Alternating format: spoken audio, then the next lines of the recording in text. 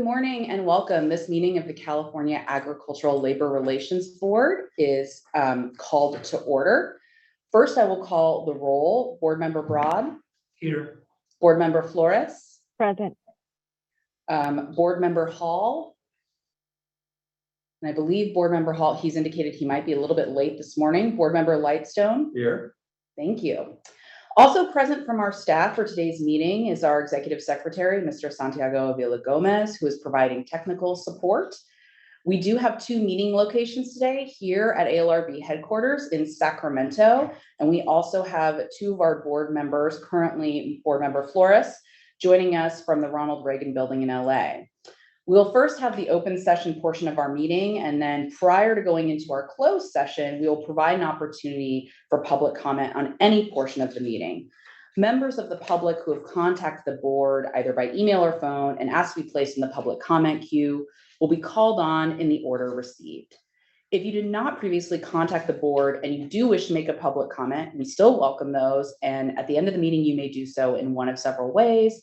You can request it in the Zoom chat. You can use the raise hand feature or email Santiago Avila Gomez to be placed in the queue for public comment. Note, we ask that you only use the chat feature to communicate a technical issue or to indicate that you'd like to make comment. Substantive comments in the chat will not be made part of the public record for this meeting. We also ask that you provide your name and organization if applicable. This information will become an official part of our record of today's proceedings. If you do wish to speak more than once, please alert our staff and have your name placed back in the queue if you're able. If you're having technical difficulties when you are called up, please reach out to us via the Zoom chat function or email, and we'll come back to you. We do have limited capabilities for managing participation during the meeting and during the public comment periods. So we're asking everyone who is not speaking to place their phones or Zoom on mute and wait to unmute until you are called to speak. These instructions are also available on the agenda, which is located online on our website, alrb.ca.gov, and is located on the ALRB homepage under News and Information. Now going into our open session, a few housekeeping items. Note, we will not have a verbal presentation on items 5 and 8, the litigation and legislative reports respectively, as our chief board counsel is unable to present today. We do have written copies of those reports that are posted online at our homepage, and those are deemed submitted. You can view those online at our website. So now proceeding to our first agenda item, approval of the public meeting minutes from our last meeting on April 6th. May I please have a motion? Moved. Thank you, Member Lightstone. Can I have a second? Second. Thank you, Member Broad. All those in favor say aye. Aye. The public meeting minutes are approved. Thank you. Our next item is the chair's report, and I'm very excited. We have a lot going on and pleased to meet with you today. First, I wanted to share that I had the pleasure of attending a meeting by one of our sister boards and agencies, the California Workforce Development Board, this Monday, which had a special presentation, Farm to Table, AAPI People Shaping the U.S. Labor Movement. And it was a wonderful reflection talking about Asian American and Pacific Islander participation in the labor movement. It recognized the 30th anniversary of the founding convention of APALSA, where Asian Americans really, asserted themselves and became a larger part of the labor movement and advocating for a variety of actions. And it was just such a wonderful event.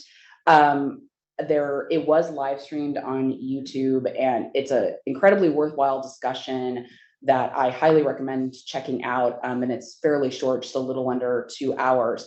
One of our staff members, Devika, will post a link in the chat so you can see that presentation at your leisure. It was a real reflection on me. We've tried to have several informational panels. We have had informational panels, and we're going to be having a few more later this year, and just what an opportunity that is for us to learn about different aspects of other cultures and the intersectionality between different groups and different aspects of the labor movement that I think can really inform our work and I hope improve the way that we serve and provide access to all communities that you want to utilize and exercise their rights under our act or under the other wide variety of labor protections that we are afforded here in California.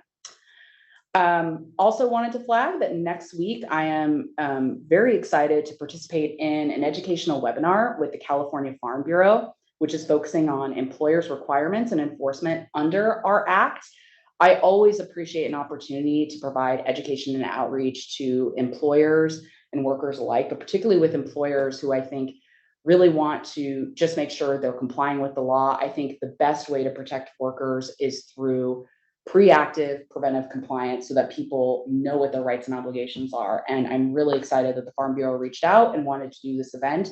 If you are a member, I believe there is still a bit availability, and that's next Wednesday morning. Please reach out to them if you like. And we're happy to do other presentations. I know our general counsel and regional director's office provide a lot of education and awareness, and we're always happy to partner with others on that.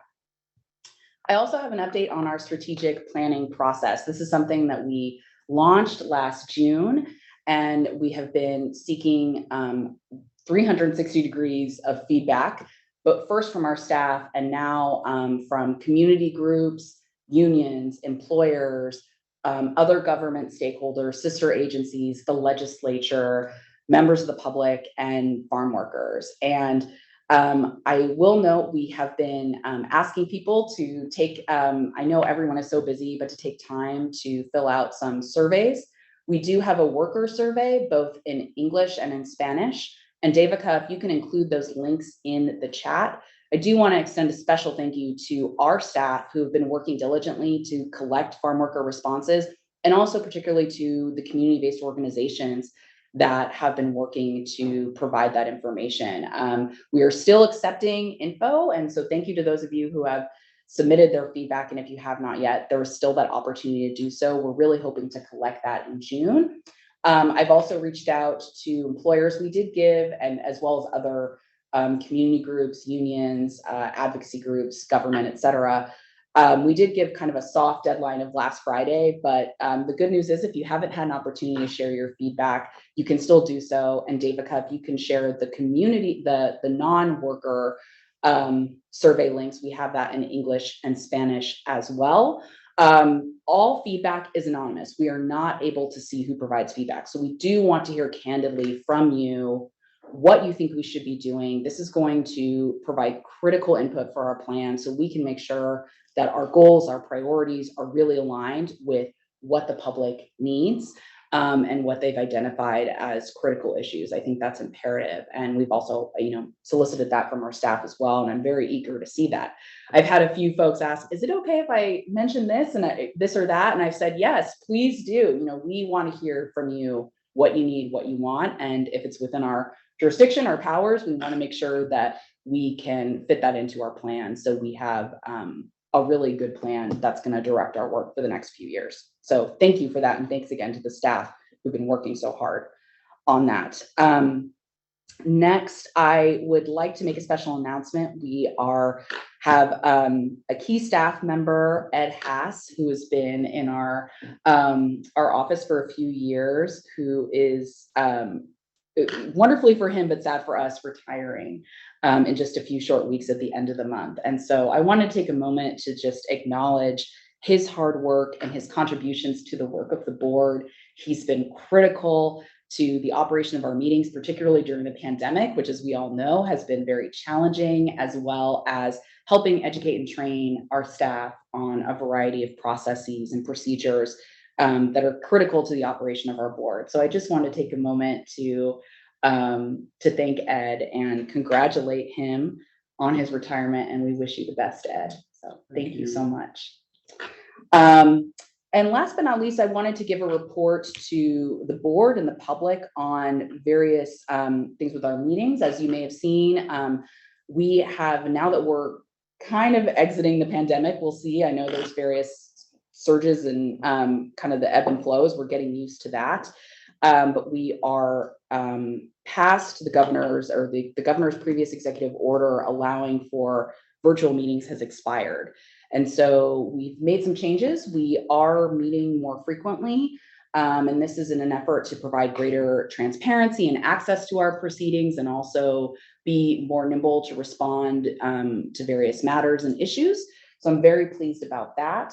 Prior to the pandemic, the board met in some other public space, which was much more conducive for in-person participation. But I will say finding space that can both welcome the public with adequate room for members of the public to participate, and that's open and secure and easily accessible, but then also have a virtual option. It's a very hot commodity. We toured a building yesterday where we are eventually in several years going to be moving into a new building. They talked about how they are rapidly working to outfit more and more spaces with virtual technology so that government can facilitate meetings in that way. But even because some of the finalized construction is a few years out, they're even waiting because the technology has been changing so quickly. So we are currently meeting in our headquarters, and we have our LA members in the Ronald Reagan building. I am working with our staff. Special shout out to Devika as well as Santiago, who have been diligently trying to find this both in Sacramento and in LA as necessary, this meeting space for us. So stay tuned. We are trying to do that, and it's going to be a little bit of trial and error as we work to reserve space and also compete with a lot of other agencies that are looking for the same thing. But I want to thank them for their diligent work. There's also a legislative effort in order to modernize the Bagley-Keene Act, which we are subject to. And it would allow the provisions of the executive order where there is still a public space available, but there's also the ability for our board members to participate virtually as they did during the pandemic. And the board does not typically comment on legislation, but as a chair and someone who's charged with managing the operations of their board and particularly the way our meetings are conducted, I am hopeful and encouraging the legislature to pass these reforms. I think they'd be hugely beneficial. The Little Hoover Commission issued a report last year, and some of their members issued an editorial in Cal Matters last fall that really echoed all of the benefits. There's cost saving to agencies, reductions in travel time saved coordinating logistics, and some of our staff who've been working on this can attest they would appreciate that, so they can attend to other matters, as well as greater accessibility for the public, greater transparency and participation. We've seen participation in our meetings triple in some instances, particularly when we have panels, and it's been really beneficial. And it also allows greater diversity on our boards, membership, and we really hope that those reforms are able to pass. And I've communicated that desire to the administration, including the labor agency, and I know that's shared by many of our other boards and commissions. So stay tuned. We will see what happens on the end of the year with that. And with that, that concludes the chair's report. Next item is the executive officer's report on elections, unfair labor practice complaints, and hearings with our executive officer, Santiago Avila Gomez. Santiago. Good morning, Chair Hasid, members of the board. My report can be found at our website under the meetings tab, and it is labeled as the executive officer's report and covers activity occurring since our last public board meeting on April 6th. I'll begin with noting that there have been no election activity or hearings held and no board decisions or administrative orders that have issued since that date, but there have been other activity to report, including complaints issued by the general counsel. There's been one complaint issued, Lubbocker Farms, case number 2020 CE 049 SAL involving cilantro and celery in Ventura County, and an amended complaint filed in Sonoma Cho LLC, DV doing business as Floraterra. That case number is 2022 CE 003 SAL involving cannabis in Sonoma County, and that was amended on May 13th. There's also been 4 post-complaint settlements. You'll hear from the general counsel regarding settlements that occurred pre-complaint, but at least these 4 settlements were entered into after the issuance of a complaint. First, Camus Vineyards, case number 2020 CE001 SAL, where the parties entered into an informal bilateral settlement agreement May 13th. The general counsel filed a request to take off calendar. The second one is Norma Stretch, doing business as Dixieland Orchards, case number 2021 CE010 BIS. Again, the parties entered into an informal bilateral settlement agreement, and that request to take off calendar was filed on May 10th. Third, 7 Points Management Incorporated and Walnut LLC, case number 2020 CE021 SAL. Again, the parties entered into an informal bilateral settlement agreement, and that request to take off calendar was filed on April 22nd. And finally, Premier Raspberries LLC, case number 2019 CE048 SAL, and the parties entered into an informal bilateral settlement agreement. The request to take off calendar was filed on April 15th. There has been one ALJ decision that was issued on May 9th, and that involves Sonoma Cho LLC, doing business as Floraterra, election case. And that case number is 2022 RC001 SAL, which leads me into the board's pending matters, which includes that ALJ decision. Exceptions, if any, are filed, are due May 30th, and reply briefs are due June 9th. Additionally, on the board's docket is Cinegrove Farms, Inc., case number 2017 CE008 SAL, involving vegetables in Ventura County. Briefing was completed in December. However, on March 28th, the board issued Admin Order 2022-01, requesting supplemental briefing regarding misclassification of employees. Party and amici briefs are due May 27th, and parties' responsive briefs, if any, are due June 13th. That concludes my report. I'm happy to answer any questions. Thank you so much, Santiago. I don't have any questions. Do any of my colleagues have any questions? Okay, thank you so much. Our next item is number 5, the litigation report, as noted at the beginning, that is deemed submitted. So we are on to item number 6, the general counsel's report with our general counsel, Julie Montgomery. Julie. Good morning, Chair Hasid, members of the board. Oh, and I just got a view of everybody. So good to see all of you in the conference room.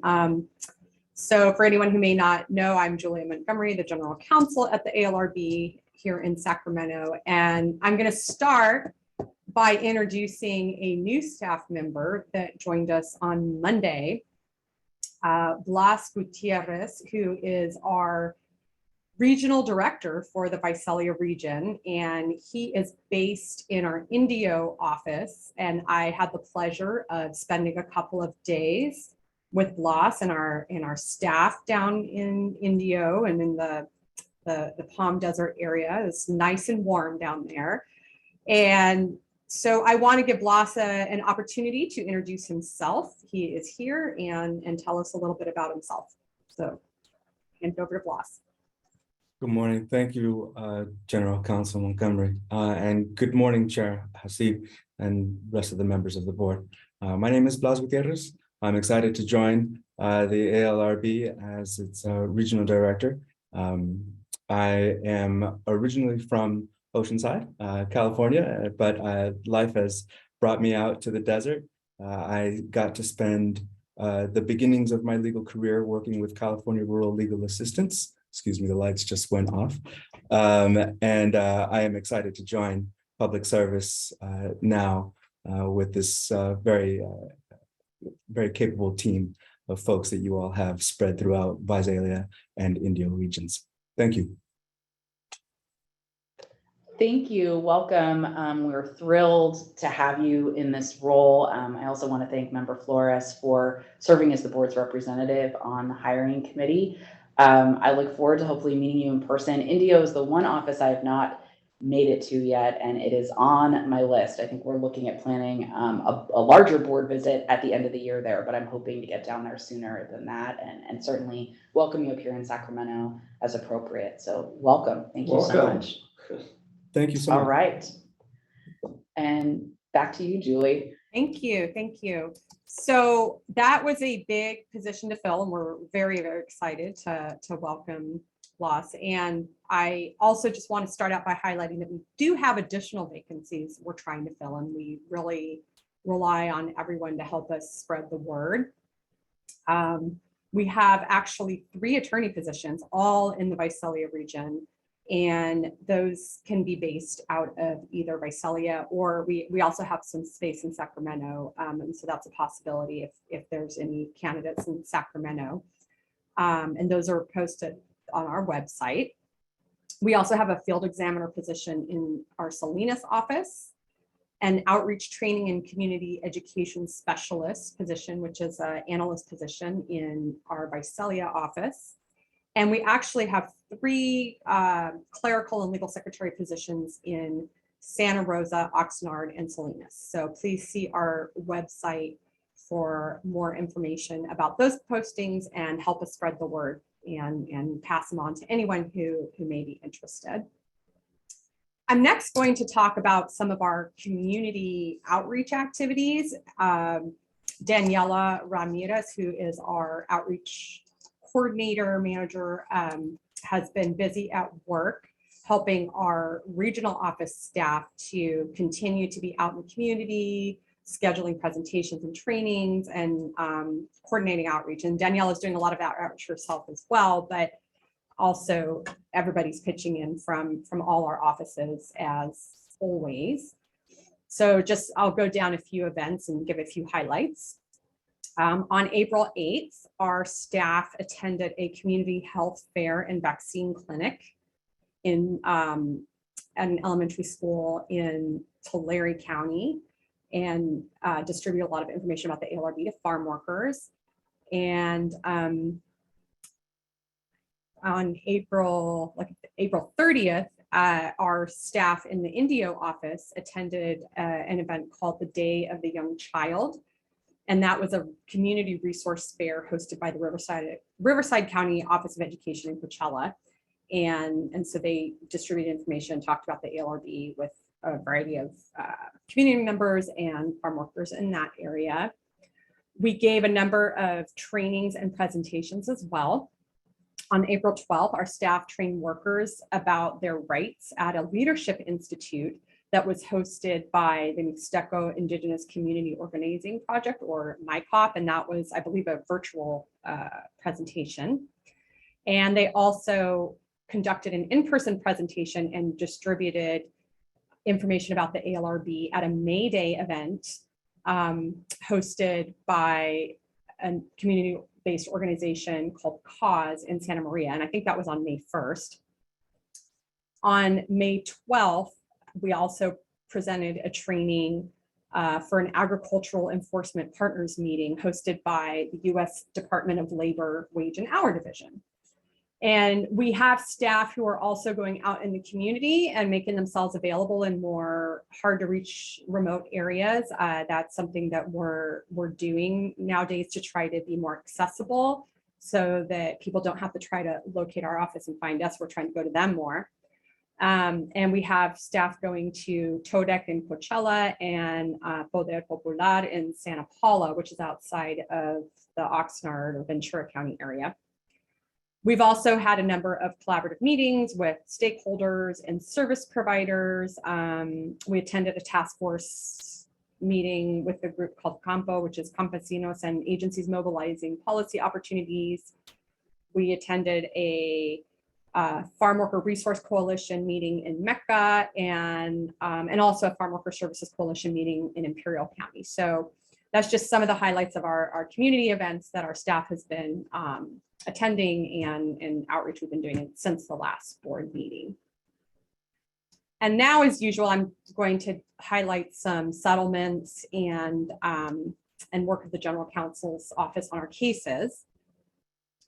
Our Oxnard office settled a complaint shortly before hearing against a cannabis grower called 7 Points Management and Walnut LLC, or as two entities, alleging that they had retaliated against 2 workers who had been organizing at their cannabis warehouse in support of a union for union representation.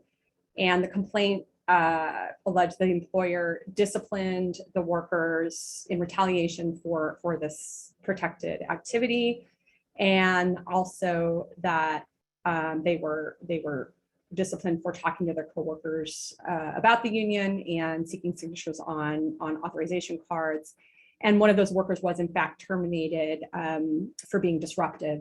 And so we did end up settling that case for back pay owed to that worker who was terminated for the full amount, and it ended up, or in compensatory damages, which ended up being about $4,000.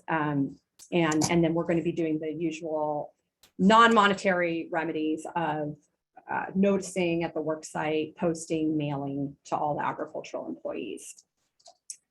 Our Salinas office also settled a complaint against Premier Raspberries, which alleged that it retaliated against 3 workers who had complained about sexual harassment at work. And the United Farm Workers was the charging party in that case.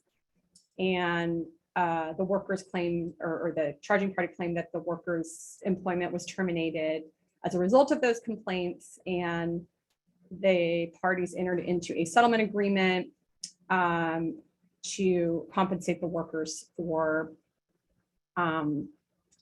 lost wages, which was about $906. And then because that employer is no longer operating, we are unable to do the noticing remedies, but we did get some compensation for those workers. We also settled a pre-complaint action. So we settled a charge in the Visalia region involving Par Lavigne, I think it's Par Lavigne LLC, and that is a grape grower in Madera. And a charging party in that case alleged that he was terminated after he asked his foreman for an increase in wages together with coworkers. And so we did receive compensatory damages for that worker in the amount of $854, and the usual non-monetary remedies of reading, noticing, posting, etc. We also settled a complaint that we filed against Robert Stretch Ranch and DBA Dixieland Orchards, which is an almond grower in Madera. And that worker alleged that he and a coworker complained to the owner of that business about favoritism of other employees and failure to pay overtime. And also there were alleged threats to workers to not complain or they would be terminated. So we did settle that case for, let's see, it was $16,000 for back pay and a payment in lieu of reinstatement to the worker, as well as the non-monetary remedies of reading, noticing, and posting. We also settled a complaint close in time to hearing against Camus Vineyards, a grape harvesters lodge complaints. And this was in the, I believe, in the Sonoma area. Is that, yeah, Jessica can correct me if I'm wrong on that. But the grape harvesters lodge complaints about a supervisor sexually harassing female workers, and the workers claimed they were terminated as a result. And there were 14 workers in that case making those allegations, and we received back pay in the amount of $54,000 for that crew, in addition to the non-monetary remedies, like I mentioned in the other cases. So those are some highlights of our settlements that we've reached in the past month. So as you can see, our staff has been very busy, not only preparing for hearing for several cases that were set for hearing that we have now settled, but also just, you know, settling some of these investigations as well. And we also had staff, just want to mention, we had staff on site at a couple of work stoppages this month in the Santa Maria area. There were 2 different work sites where workers were protesting the amount that they were paid for box, and that was in Aquita Space Harvesting and J&G Farms Ranch. And in both of those work sites, the workers did engage in a strike for several days, work stoppages. And they did I understand they did eventually return to work, and I don't know that I don't believe they got the pay raise they requested, but they did engage in protected activity. And our staff was on site there to ensure that people's rights were being respected. In one of those cases, the sheriff's office was called out, so there was law enforcement present. And we talked to the law enforcement and told the sheriff what we did, and just wanted to make sure that we could do our part to make sure people's rights were protected. And so that is just another function that we do when these things happen and we become aware of them. And usually, workers or community groups will reach out to us and ask us to be present to just make sure that people know their rights. So that's my report. I don't know if anybody has any questions. I'm happy to answer any. But I just want to give a shout out again to our regional office staff who've just been really busy doing the broad variety of activities that they always do, which is just, really starts ramping up even more in this season with a lot of more farm worker activity, work stoppages, charges, and just a lot more outreach events are coming up as well, which we're happy to see because of the pandemic restrictions hopefully continuing to ease. And so they're busy at work and getting remedies for farm workers. So yeah, let me know if there's any questions. Thank you. I have a comment and a question. One, I did want to also thank Francesca for doing double duty for a while the Visalia regional director position was vacant. So thank you. I'm sure you're also very excited for BLAS on multiple levels. So appreciate your work there.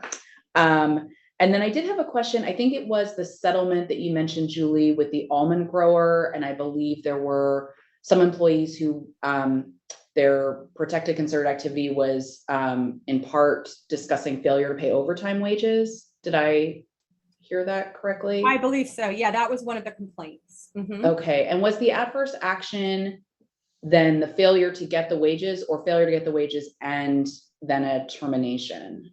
The adverse action was the termination.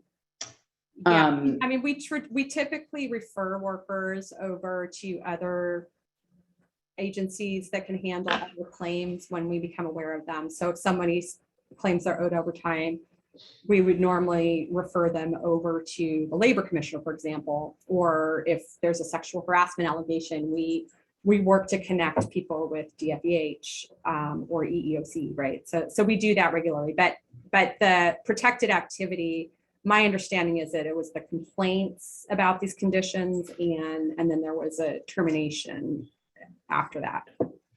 And so for the settlement amount, does that remedy include back pay for the period for when they're terminated, or does it also cover the owed overtime wages? No, we don't have, I don't think, we can't get Gotcha. overtime wages owed, only compensatory damages for the violation of our law, which is the retaliatory action. So yeah, I think the amount only includes back pay for the wages he would have earned had he not been terminated.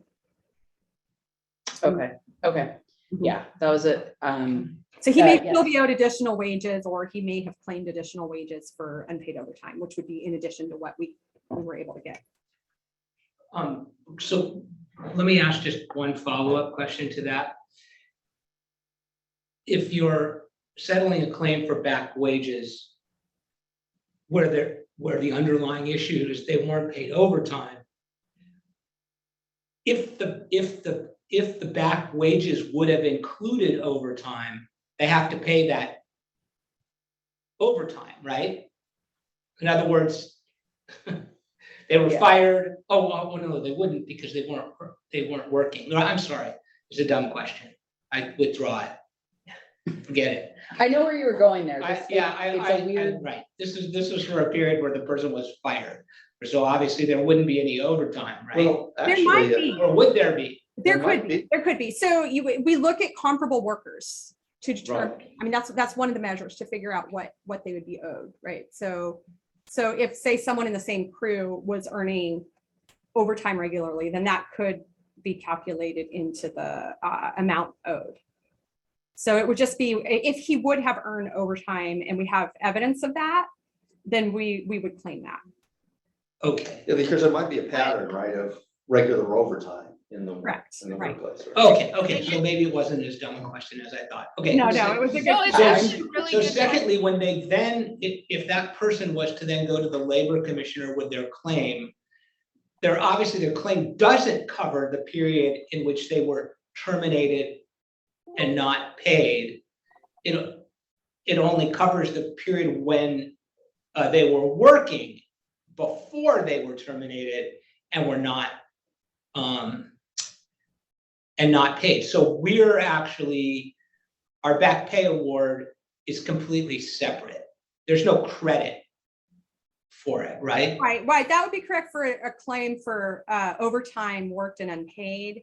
But if they were to file a retaliation claim with the labor commissioner as well, then it could offset that. But I believe Francesca, our deputy general counsel, has something to add to what I said. No, I actually think board member Broad's questions are very interesting one, because if the employer is not paying proper overtime, when we get the wages from comparable workers that also would not include proper overtime, supposedly, right? Allegedly would not include proper overtime. So if we were to go to a compliance hearing on this, like, you would certainly want to know if during the period in question post termination, if those workers were being paid properly pursuant to the labor code, because if not, then the discriminatees would certainly be shortchanged out of wages they otherwise would be owed. Yes. Yeah, I think I mean, that's what kind of piqued my question. And I've certainly heard from other advocacy organizations around some concerns about attempts to skirt overtime blatantly or through some creative ideas, none that have borne out or been more than anecdotal, I should say. But so that's why it piqued my interest. But another aspect of, and I saw where you were going, Member Broad, and I had kind of similar questions. One thing, and I don't know, we certainly can't, for firewall issues and other getting too far into the investigative piece, maybe can't get the details at this moment on this particular matter, but in general, when matters are settled, to the extent feasible, I would be curious if, particularly where we have a finding here or a remedy awarded, sort of what the feedback loop is that we're getting from the labor commissioner's office, whether they're made aware of our finding here, because you're right, there would be a parallel retaliation claim possibly.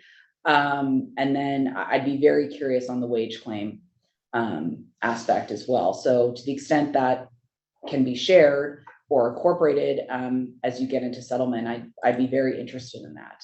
Member Lightson, I think you Sort of had a comment. related question. Is there ever a sort of a global settlement negotiation where the employer wants to settle all the claims and the labor commissioner and the ALRB are at the table and everything gets settled in one agreement? I guess my question. Yeah, that's, yeah.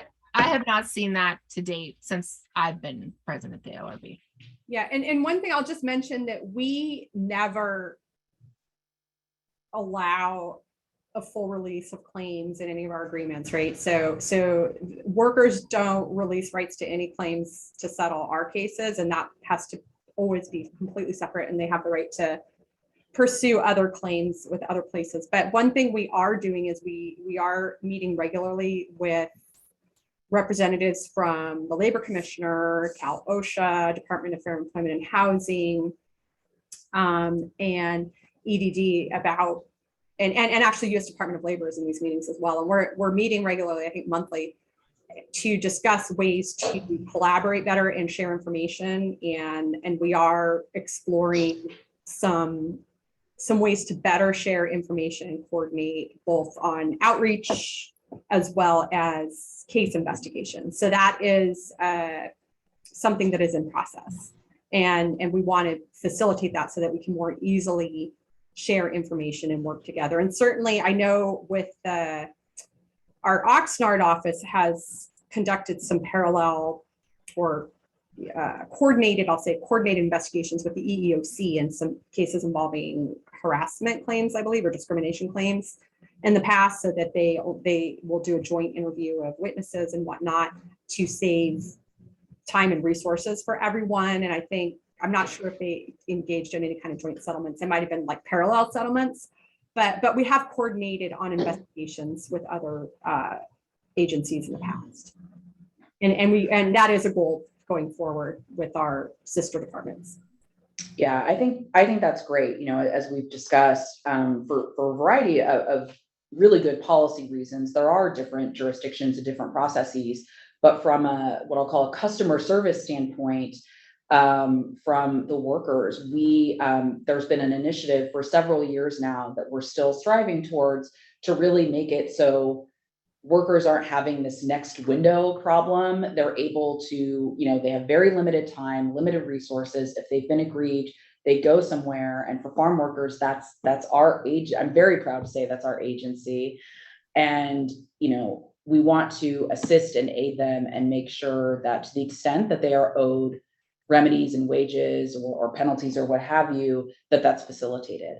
And I know our teams have been working a lot on this, and I really applaud that effort. I encourage it. And to the extent the board can help facilitate that or facilitate MOUs, perhaps with our sister agencies, I definitely offer ourselves up to aid in that, and would welcome, to the extent once these investigations are final and settled and closed, if we can hear feedback about some of those partnerships.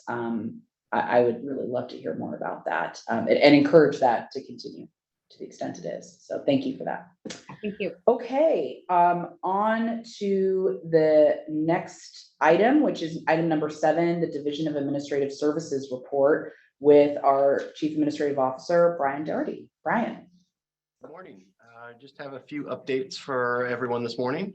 I'll start kind of on the facility side. I'm happy to announce that the Salinas Regional Office renovations have been completed, effective the beginning of the month, and the office was reopened on May 3rd.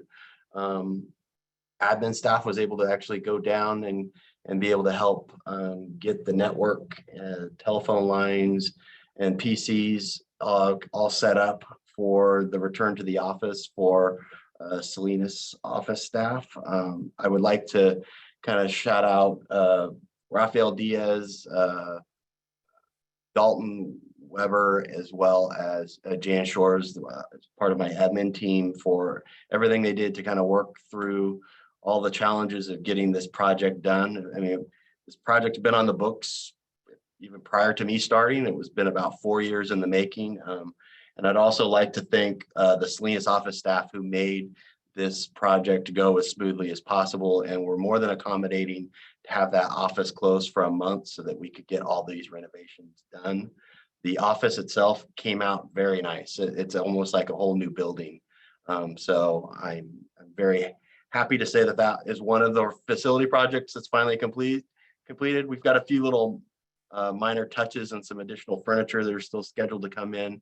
But for the most part, the major work itself has been done. Another facility update we have going on is related to the headquarters relocation. As many of you may or may not know, we are scheduled to be part of a relocation that's part of an agency-wide new building that's being renovated.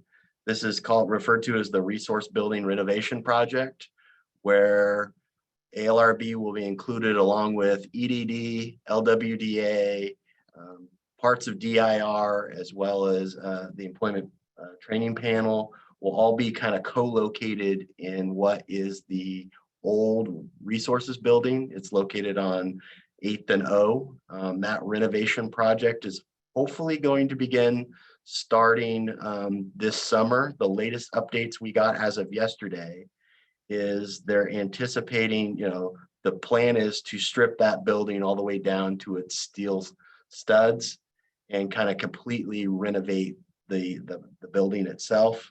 The project timeline that we just got that was updated anticipates that the project will be completed sometime in the fall of 2025, with most likely occupancy for the new building and our relocation occurring probably sometime in early 2026. So still early on in the process, but I at least wanted to kind of give those updates for planning purposes, so everybody kind of knows where that project is as well. On an IT front, I'd also wanted to acknowledge we are working on an update to our network infrastructure, specifically the connections out in all of our regional offices.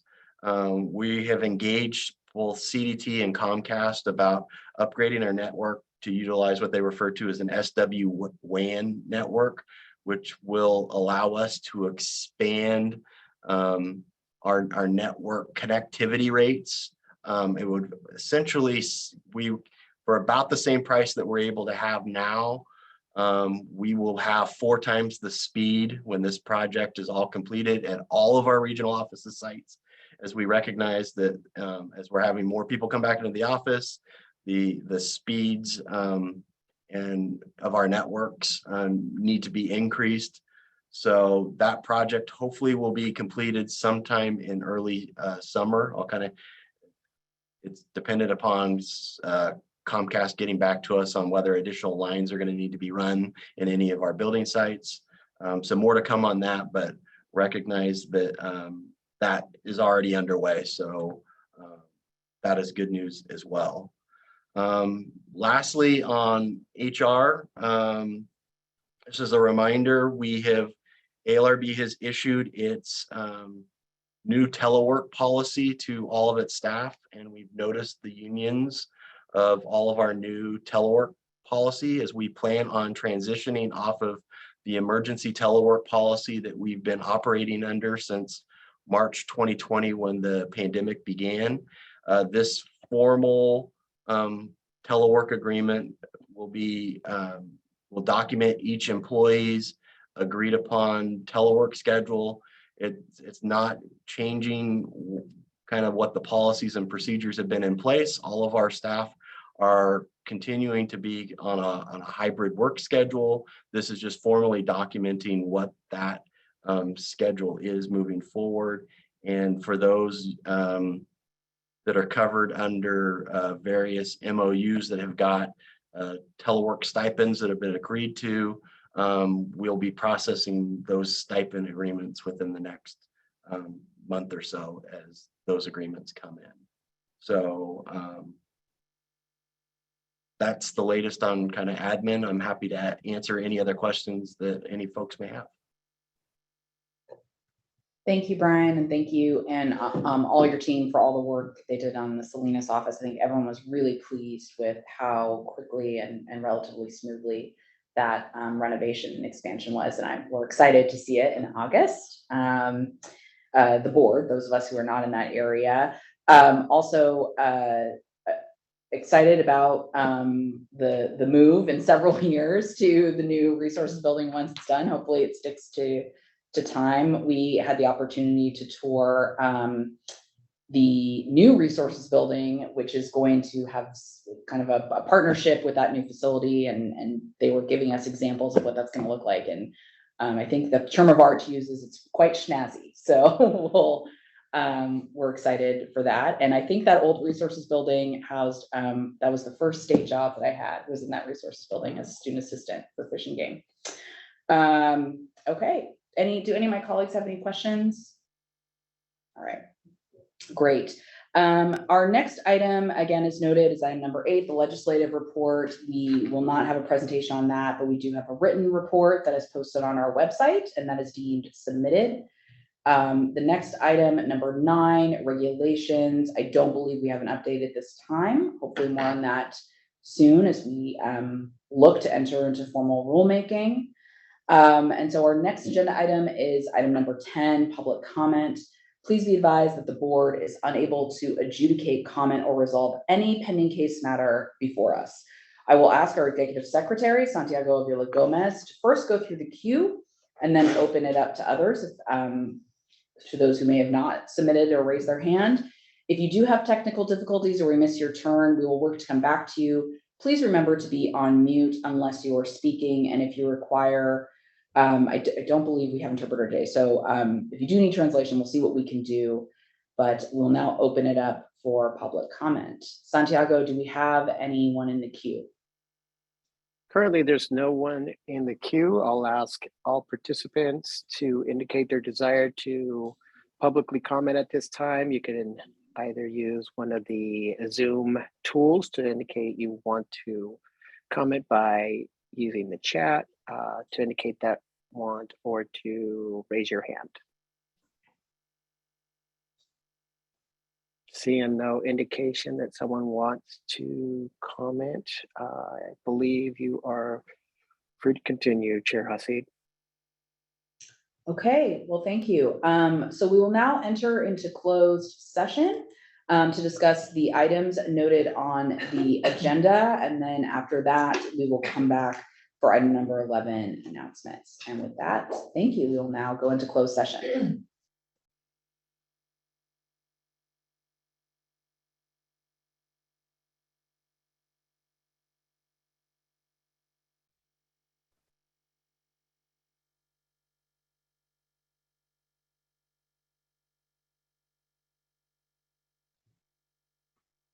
Thank you. The board is now back from closed session and we are back in open session for our final agenda item, which is announcements. We will meet again in 2 weeks.